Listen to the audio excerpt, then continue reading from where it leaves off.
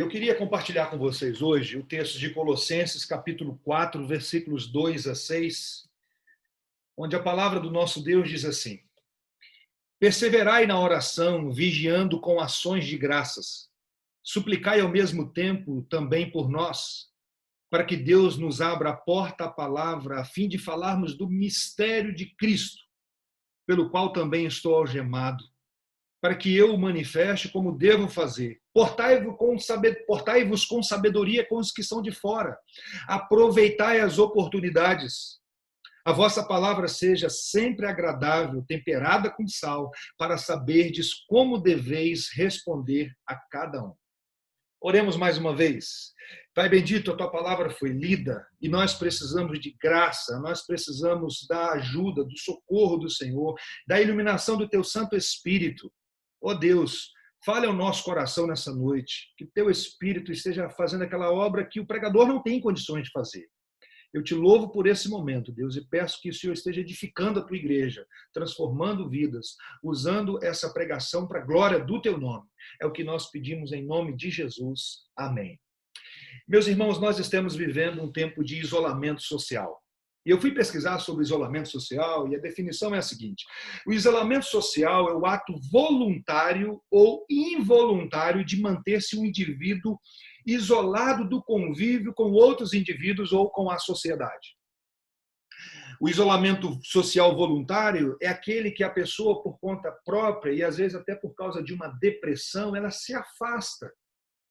Ela não consegue se conectar com um grupo de pessoas, então ela vai se afastando. Esse é o isolamento social voluntário.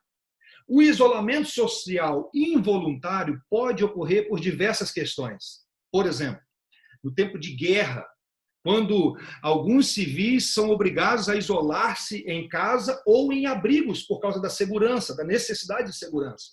Uma outra questão do isolamento social involuntário é as questões sanitárias, como aqui nós estamos vivendo, em tempos de pandemia, de epidemia, para que não haja alastramento da doença. Esse é o momento que nós precisamos diminuir esse convívio ou viver mesmo como nós estamos vivendo, para não alastrar aí essa questão aí do coronavírus. Mas existe também o isolamento social involuntário por causa de crimes. Quando um criminoso é isolado da sociedade e colocado num presídio. Ele é retirado do convívio das pessoas porque aquela pessoa implica em algum risco para a sociedade. Infelizmente, eu já experimentei esse último isolamento. Eu já fui preso, eu já passei uma noite na cadeia. Mas foi merecido porque que eu tive que passar por esse momento.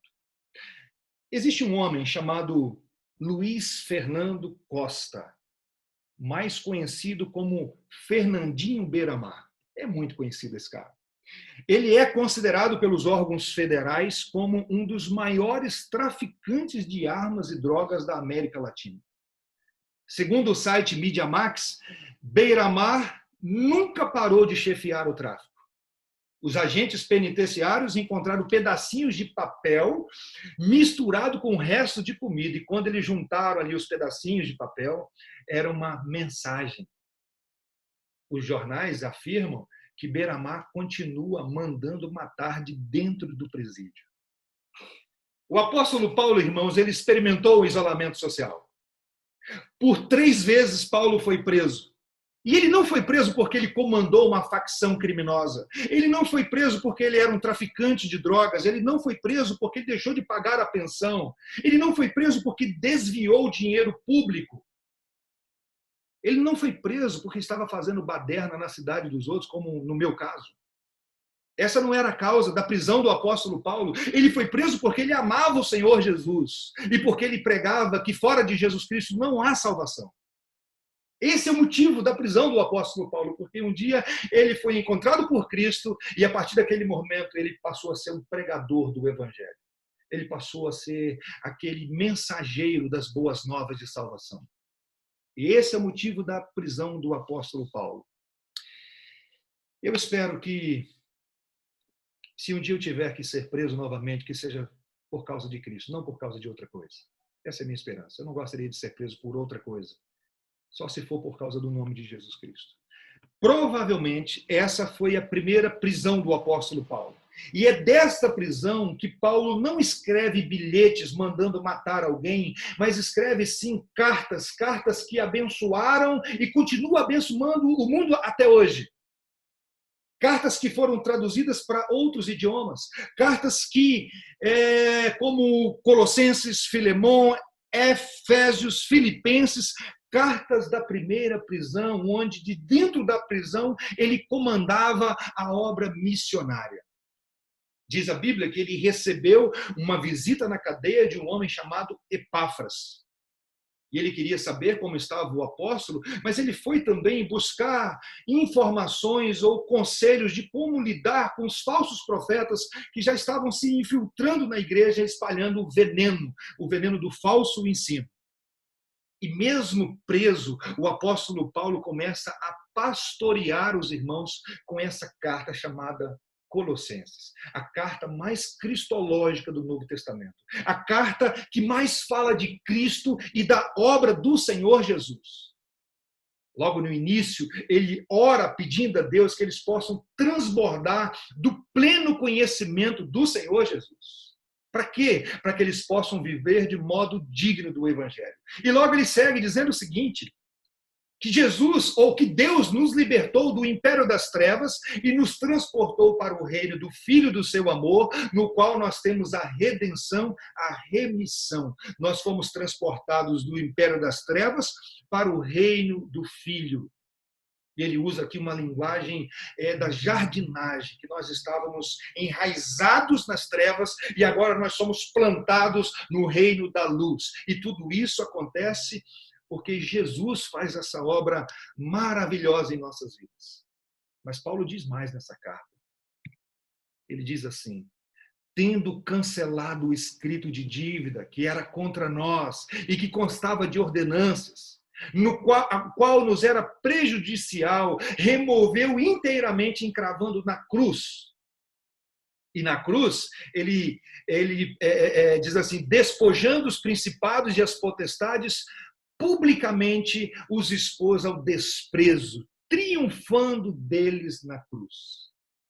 Lá na cruz, irmãos, Jesus pega o escrito de dívida que era contra nós e encrava junto com aqueles cravos romanos que prenderam as mãos dele naquela cruz do Calvário, onde o sangue de Cristo ali nos purifica de todo o pecado, onde a Bíblia diz que sem derramamento de sangue não há remissão de pecado. E é por isso que a Bíblia diz, já nenhuma condenação há para aqueles que estão em Cristo Jesus. De tal maneira que a ideia desse texto é que Jesus ainda debocha de principados e potestades. Porque eles achavam que estavam vencendo o Filho de Deus. E ali Jesus estava esmagando a cabeça da serpente. Ninguém pode condenar um filho de Deus, alguém que foi lavado e remido pelo sangue do Cordeiro. Porque não existe mais escrito de dívida. Ele rasgou e encravou naquela cruz bendita. Ali ele cancela toda a nossa dívida. Que obra gloriosa. E depois de Jesus explicar, então, a obra do Senhor, explicar sobre a pessoa de Jesus Cristo, aqui ele está falando sobre, então, a necessidade de ser primeiro para depois fazer alguma coisa. E isso aqui é muito importante, eu quero gastar um tempinho aqui. Porque o Evangelho não é o que você faz para Deus. O Evangelho é o que Deus fez por você em Cristo Jesus. É por isso que todas as cartas do apóstolo Paulo, ele começa falando o que Deus fez por você e depois fala o que você deve fazer em resposta ao que Deus fez por você. Essa é a mensagem do Evangelho. Isso é graça. Você não manda tijolinhos para o céu, é Jesus que prepara a nossa morada. Uma vida transformada, ela é uma resposta à obra gloriosa de Cristo Jesus. É por isso que, depois de explicar, então, como você se torna um filho de Deus, como você agora deixa de viver plantado nas trevas, mas agora você está no reino da luz, ele dá alguns conselhos práticos. Ele diz assim, cuidado, que ninguém venha vos enredar com sua filosofia e vãs sutilezas conforme a tradição dos homens, conforme o rudimentos do mundo, e não segundo Cristo. Olha o conselho que Paulo está dando aqui. Ele está dizendo o seguinte: cuidado, você que já experimentou essa vida nova, para você não ser influenciado por tradições humanas. Aquelas regrinhas que os homens eles criam e quer agora dizer o seguinte: faça isso, não faça aquilo, e não segundo Cristo Jesus. É o primeiro cuidado que você tem que ter. Você que já entendeu a obra de Jesus Cristo. Mas no capítulo 3, ele diz algo muito importante, porque ele diz assim: portanto, se fostes ressuscitados juntamente com Cristo, o que eu devo fazer agora? Buscai as coisas lá do alto, onde Cristo vive, assentado à direita de Deus. Pensai nas coisas do alto, não das que são daqui da terra. E aqui, irmãos, é um ponto muito importante, porque ele diz que nós somos ressuscitados com Cristo. Preste atenção em algo. Nós estávamos mortos em nossos pecados, diz Efésios capítulo 2. Na verdade, você não entrega a sua vida para Jesus. Você recebe vida de Jesus Cristo. Porque você não tem vida, você estava morto. É por isso que ele diz o seguinte: vocês foram ressuscitados, vocês estavam mortos. E agora que você ressuscitou, que você foi ressuscitado por Cristo, você agora tem que pensar nas coisas do alto. Você tem que buscar as coisas do alto. E mais, você precisa agora fazer morrer as coisas da natureza terrena, que são daqui. E essa é a dinâmica da vida cristã, buscando as coisas do alto e mortificando as coisas da terra. Essa é a instrução do apóstolo Paulo, que é aquilo que nós chamamos da vida de santificação, desse processo maravilhoso. E o texto de hoje, irmãos, esse capítulo 4, versículo 2 a 6, ele pode ser resumido da seguinte maneira: oração e evangelização. Orar e evangelizar. O que é isso? Esse é o básico do cristianismo. Mas sabe o que é curioso? É onde nós mais tropeçamos. Por isso o texto começa assim: perseverai na oração, vigiando com ações de graças. Eu já falei para vocês que perseverar é continuar no caminho certo, mesmo quando as coisas não estão indo bem. E se tem algo que nós precisamos perseverar, é na vida de oração. Nós desistimos muito fácil. A ideia de perseverança é persistência, determinação na oração. É sem desanimar e não ficar cansado. Continuar orando. Jesus mesmo contou uma parábola sobre a necessidade de perseverar em oração. E às vezes, irmãos, nós desistimos rápido demais. Principalmente nesse mundo onde as coisas acontecem em fração de segundos. E aí, quando Deus demora, e eu tenho aprendido sobre essa demora de Deus, um Deus que tem todo o poder e até agora não acabou com essa pandemia. E a Bíblia vai dizer o seguinte: persevere, continue em oração, mas diz mais, vigiando com ações de graças. 2 pontos importantíssimos aqui. Precisamos vigiar para não descuidarmos da nossa vida de oração. É muito fácil passar o dia sem orar. A correria do dia a dia, as preocupações. E quando você não percebe, você passou já a manhã inteira e não falou com Deus. Um outro ponto é que também as nossas orações, nós precisamos vigiar também para que as nossas orações não se tornem mecânicas ou repetitivas.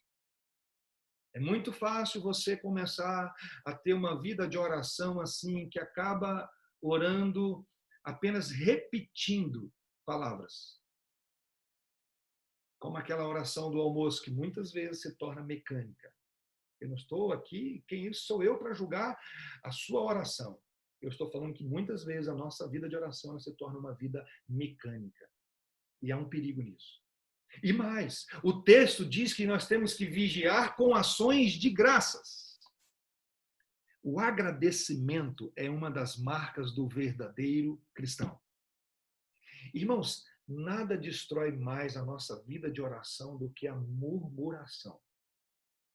Por isso que nós precisamos vigiar com ações de graça. Hoje à tarde eu estava aqui conversando com a Gédria e lembrando de algumas lutas que nós passamos no passado e que naquele momento foi difícil para danar.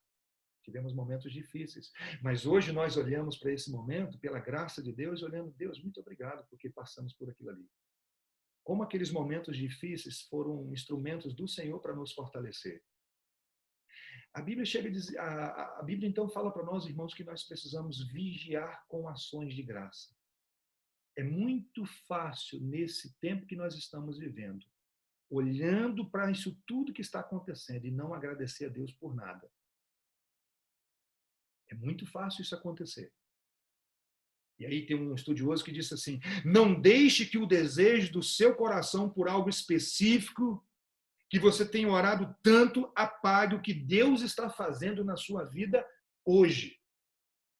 Às vezes nós queremos tanto algo que esquecemos de agradecer a Deus por aquilo que Ele já está fazendo. E pensa numa algo que trata o nosso coração, irmãos. É agradecer a Deus. Não é à toa que o apóstolo Paulo, quando vai tratar da ansiedade, ele diz lá em Filipenses capítulo 4 que nós devemos, no meio dessa ansiedade, dessa preocupação, fazer oração de gratidão. Isso sempre me chamou a atenção. Por quê? Se você está preocupado, você deve orar agradecendo a Deus. E aí a gente começa a estudar um pouquinho mais e começa a entender que quando você começa a agradecer a Deus, você começa a falar quem Deus é na sua vida. E você começa, Senhor, eu te agradeço porque tu és bondoso. Tu és um Deus misericordioso. Tu és um Deus soberano. Tu és um Deus todo-poderoso. E aquilo começa a tratar o meu coração. E a pergunta surge, então, se Deus é isso tudo na minha vida, por que eu estou ansioso? Por que eu estou preocupado, então, se Ele é isso tudo na minha vida? Então, o texto diz para nós, irmãos, que nós precisamos perseverar na oração vigiando. É preciso vigiar com ações de graça, aquilo que Deus já tem feito na sua vida e na minha. Mas diz mais a palavra do nosso Deus, que a nossa oração deve ser intercessória. Versículo 3 e 4, suplicai ao mesmo tempo também por nós, para que Deus nos abra a porta à palavra, a fim de falarmos do mistério de Cristo, pelo qual também estou algemado, para que eu o manifeste como devo fazer. Algumas pessoas pensam que pedir oração é sinônimo de fraqueza, que é só os fracos que ficam pedindo oração. Pode parecer assim, fraqueza, né? O cara ficar pedindo oração. E aí, e se for um líder, então, aí é, poxa, pedindo oração. Mas você sabia que orar é para os fracos? Paulo se considera fraco. Ele precisa de Deus. Não é à toa que o próprio Deus responde para ele que o poder dele se aperfeiçoa é na nossa fraqueza. Sabe, irmãos, eu louvo a Deus por esse texto bíblico. Quando o apóstolo Paulo, ele pede que a igreja estivesse orando por ele. Sabe por quê? Nós vivemos nesse cristianismo triunfalista, que não é bíblico, onde se um líder pedir oração, é sinônimo de fraqueza, de falta de fé. Esse cristianismo triunfalista, ele vai querer mostrar para a gente que chorar é incompatível com a fé cristã. E o apóstolo Paulo, sem medo, sem vergonha, sem nenhuma timidez, ele pede, irmãos, orem por mim. Eu fico imaginando, irmãos, esse cristianismo triunfalista, que agora na pandemia está sendo desmascarado, quando eles olham para o texto de Jesus lá no Getsêmani, antes de Jesus ir para a cruz, e Jesus, o texto começa dizendo assim, que ele começou a entristecer-se e angustiar-se, e ele começou a dizer, a minha alma está profundamente triste até a morte. Vigiai aqui. Olha só, irmãos. Alguém poderia chegar para Jesus e falar assim, Senhor, o senhor não tem fé, não? Que história é essa de uma tristeza tomar conta do seu coração? Suplicai ao mesmo tempo por mim. Paulo não tem problemas com isso. Paulo está pedindo à igreja, orem por mim. Augusto Nicodemos diz assim, feliz é o líder que tem uma igreja que ora por ele. que o põe constantemente diante de Deus. Feliz é o líder que tem uma igreja que ora por ele. Charles Spurgeon, quando ele pregava, tinha um grupo que ia para o sótão da igreja e ficava intercedendo o tempo todo por aquilo que ele estava pregando, orando por ele, orando pelas pessoas que estavam ali. Paulo não tinha problema nenhum, irmãos, de pedir assim, irmãos, orem por mim. Pergunto para você, na sua lista de oração, os pastores, os presbíteros, os diáconos, os seminaristas, eles fazem parte dessa lista? Mas sabe o que me chama a atenção? É o conteúdo do pedido do apóstolo Paulo, porque ele pede assim, para que Deus nos abra a porta à palavra, a fim de falarmos do mistério de Cristo, pelo qual também estou algemado, para que eu manifeste o que devo fazer. Eu fico com vergonha quando eu leio Paulo pedindo o que pediu. Porque ele não pede assim, Senhor, abra essas portas dessa cadeia para eu ir embora, Senhor. E olha que Deus fez isso um dia. Paulo não pede, Senhor, eu queria tanto ter um tempo assim, livre, passar por um momento de paz, de mais tranquilidade. Não, irmãos, ele não pede para Deus tirá-lo da cadeia. Quem sabe Paulo, naquele momento, estava pedindo assim, que ele poderia ser convocado para ir diante do tribunal e ter que falar com ousadia sobre Cristo. É possível que seja isso. Mas Paulo, na cadeia, quer pregar o evangelho. E ele diz assim, eu estou sofrendo até algemas como malfeitor, contudo a tua palavra não está algemada. Ele queria uma porta aberta ali para pregar o evangelho. Mesmo preso de maneira injusta. Ele não pede assim, Senhor, que no meu julgamento o Senhor esteja tocando o coração, para que eles possam rever o motivo pelo qual eles me prenderam. Ele pede, Senhor, abre a porta para que eu possa pregar, fazer conhecido o mistério de Cristo aqui. Na carta aos Efésios ele pede a mesma coisa, ele pede assim, orem também por mim, para que me seja dada no abrir da minha boca a palavra para com intrepidez fazer conhecido o mistério do Evangelho. Paulo quer pregar na cadeia, irmãos.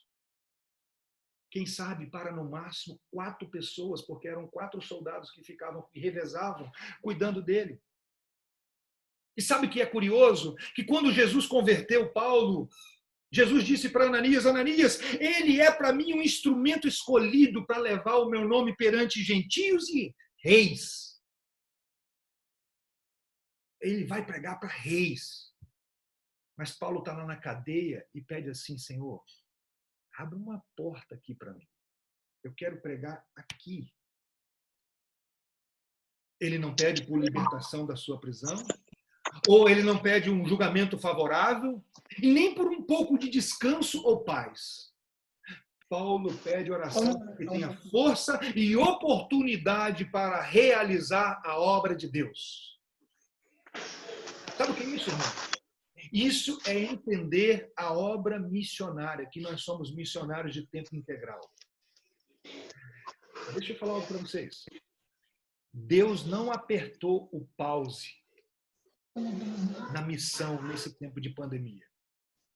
Deus não interrompeu a missão nesse tempo de isolamento social. E eu confesso que isso me deixa envergonhado. Porque não temos condições de pregar nos púlpitos. Deus, então, parou a missão? Será que Deus deu um pause na missão?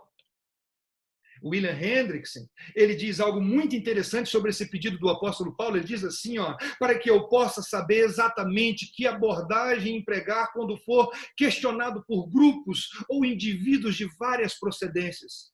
Visitantes que vêm me ver na cadeia, na prisão, soldados que me guardam e as autoridades romanas diante das quais eu posso ser convocado. Ele queria oportunidade. Ele queria oportunidade para pregar o evangelho. Mas ele está construindo isso tudo para dizer isso aqui para a gente. Portai-vos com sabedoria com os que estão de fora.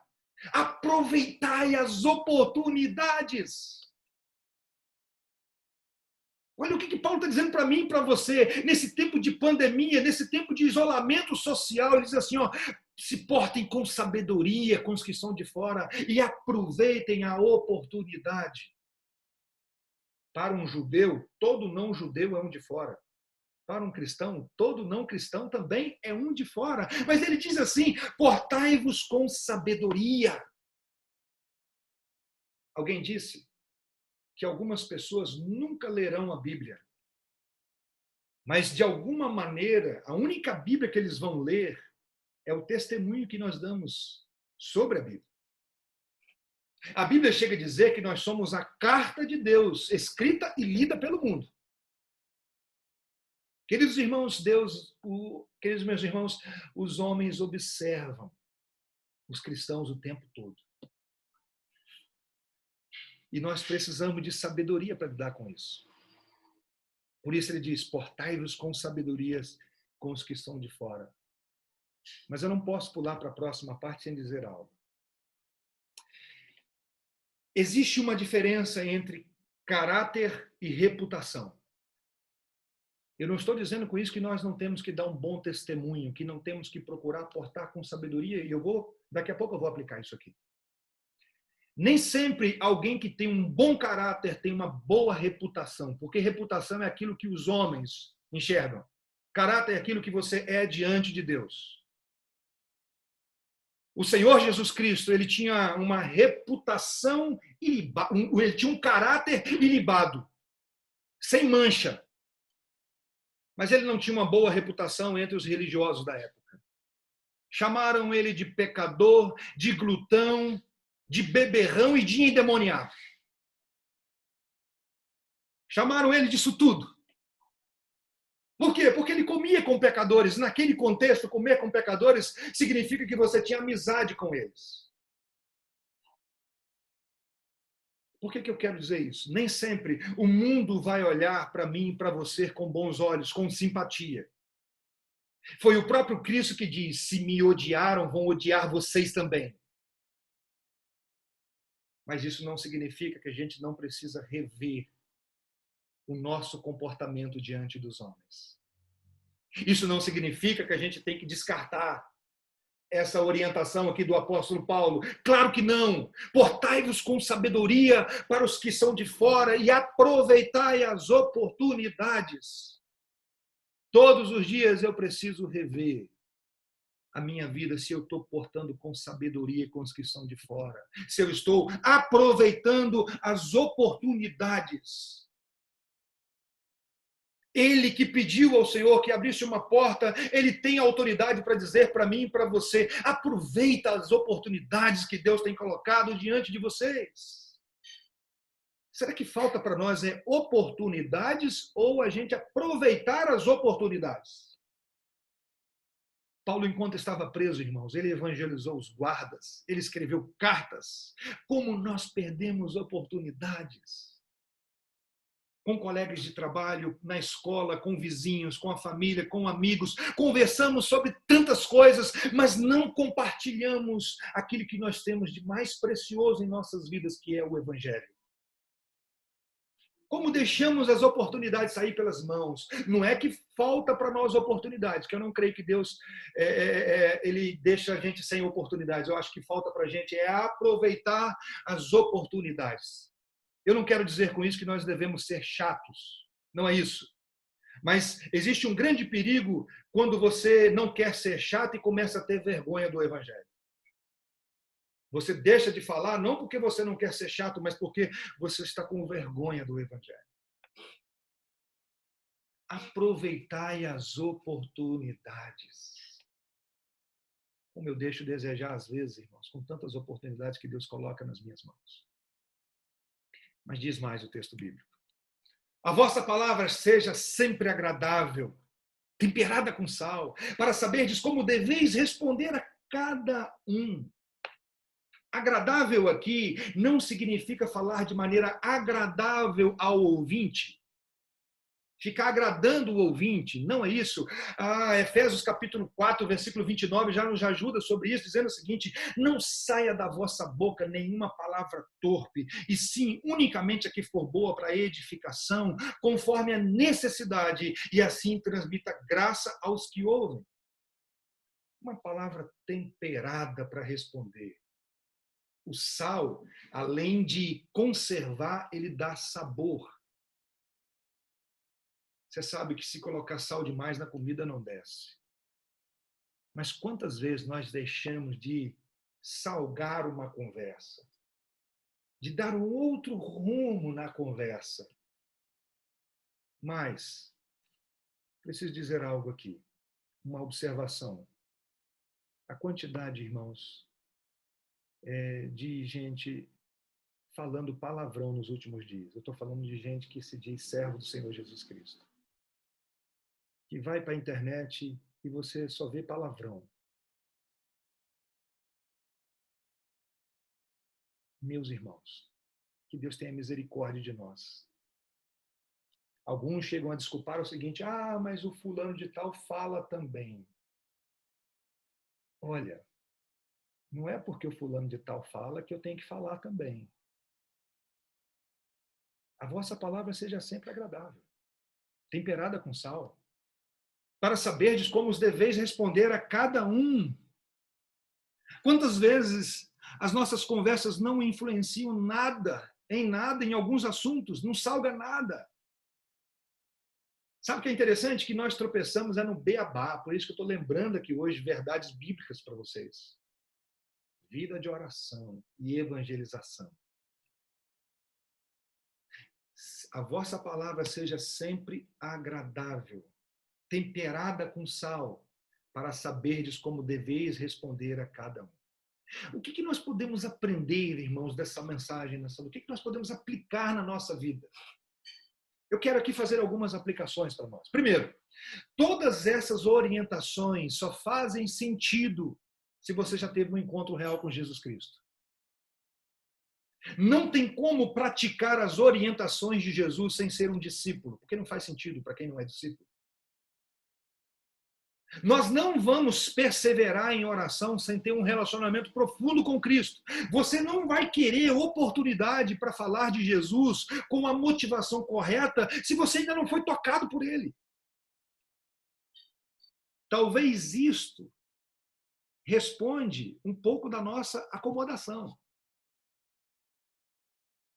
Por que não persevero em oração? Por que eu não aproveito as oportunidades? Por que não tenho desejo de que Cristo seja conhecido através da minha vida? Será que eu já fui encontrado por Cristo?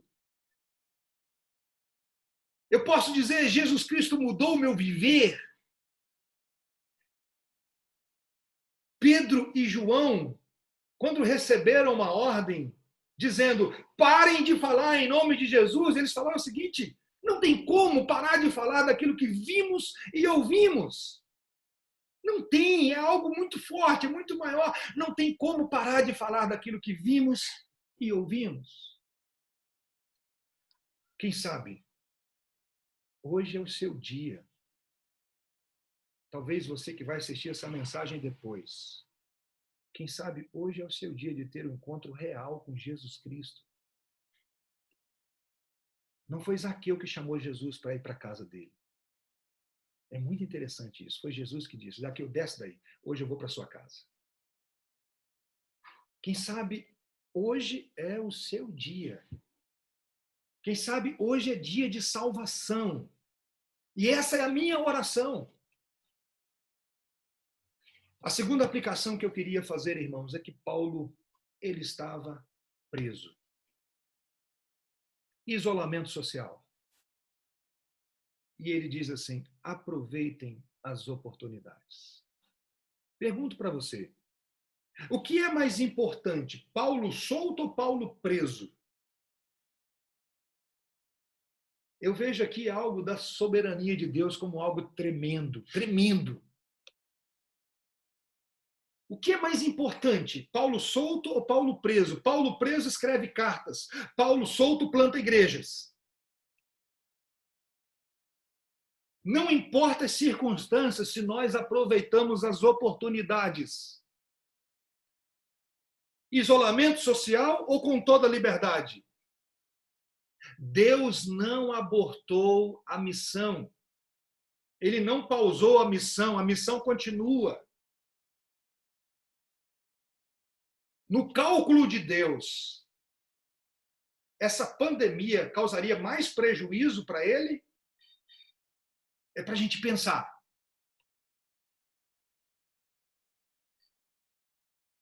Será que Deus falou assim, igreja, eu dei sim para vocês uma missão muito especial, que é anunciar as boas novas. Mas eu vou parar, vou dar um pause aqui, e depois a gente volta ao normal. Eu tenho pensado sobre isso, irmãos. Se eu tenho aproveitado as oportunidades. Deus poderia soltar o apóstolo Paulo, mas se ele quis usar o apóstolo Paulo preso. Ele quis usar o apóstolo Paulo para escrever cartas. Alguém pode falar assim, mas eu não sei evangelizar, Bruno, eu não sei. Mas aí eu pergunto, você sabe orar? Você sabe pedir a Deus como Paulo pediu? Deus, que me seja dado no abrir da minha boca a palavra para com intrepidez fazer conhecido o mistério do Evangelho. Paulo não está falando aqui em pregar em púlpito. Paulo não está falando aqui em gravar programa de televisão, de rádio, no YouTube, não é nada disso. As oportunidades que o Senhor colocar na minha vida, que eu tenha sabedoria para aproveitar essas oportunidades. Aliás, Paulo nunca pregou em púlpito. Na época não existia templos. Ele estava preso em isolamento social.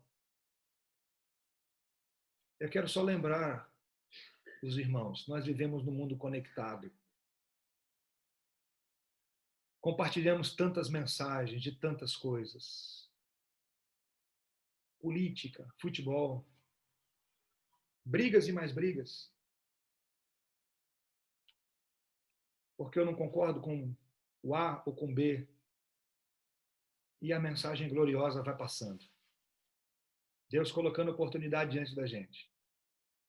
E nós não estamos aproveitando. Já parou para pensar a oportunidade que Deus tem dado para o seu povo? Para ter um tempo com a família. Para ter um tempo com os filhos. Aproveitai as oportunidades. Quando o apóstolo Paulo, em Filipenses, ele diz algo muito especial. Ele diz assim, quero ainda, meus irmãos, cientificar-vos que as coisas que me aconteceram antes contribuíram para o progresso do Evangelho. Que coisa, Paulo, que contribuiu para o progresso do Evangelho? Eu estar preso. Sabe por quê? Porque os da casa de César os saúdam. A guarda pretoriana foi evangelizada. A guarda pretoriana é a nossa tropa de elite hoje. E o apóstolo Paulo teve a oportunidade de falar do amor de Deus para eles. Meus irmãos, que Deus nos dê sabedoria para aproveitar esse tempo. Ao mesmo tempo, eu peço, Senhor, tenha misericórdia de mim. Me ajude, eu quero aproveitar esse tempo. Porque muitas vezes eu não tenho aproveitado, mas eu quero aproveitar. Quem sabe hoje é um dia da gente rever algumas coisas como igreja e olhar para esse tempo de isolamento social como uma grande oportunidade. Nós estamos isolados em nossas casas, mas estamos conectados com o mundo. Na época do apóstolo Paulo, ele estava viajando quando solto, mas ele não tinha essa conexão que nós temos hoje.